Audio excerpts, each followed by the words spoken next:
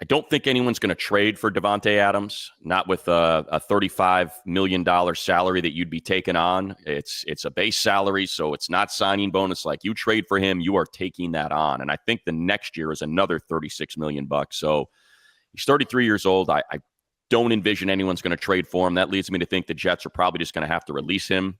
And he said he wants to be on the West Coast. And when you start breaking it down, it really points to the Chargers kind of being the one team. He's a Fresno State guy. I know you know him well. Just kind of your thoughts on how that piece would fit with this team to go with Ladd McConkey and Quentin Johnston and whoever they might be drafting. I love Davante Adams, a great guy. And he's a good man. He's a good person. A still guy that can play at a very, very high level.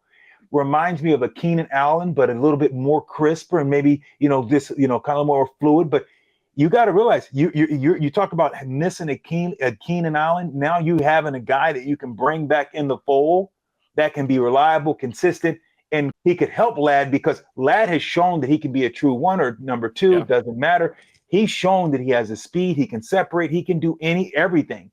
So Ladd, now, if you bring in a guy of that caliber and now couple that with a tight end, you got to get a tight end, a guy that's going to be consistent at that position.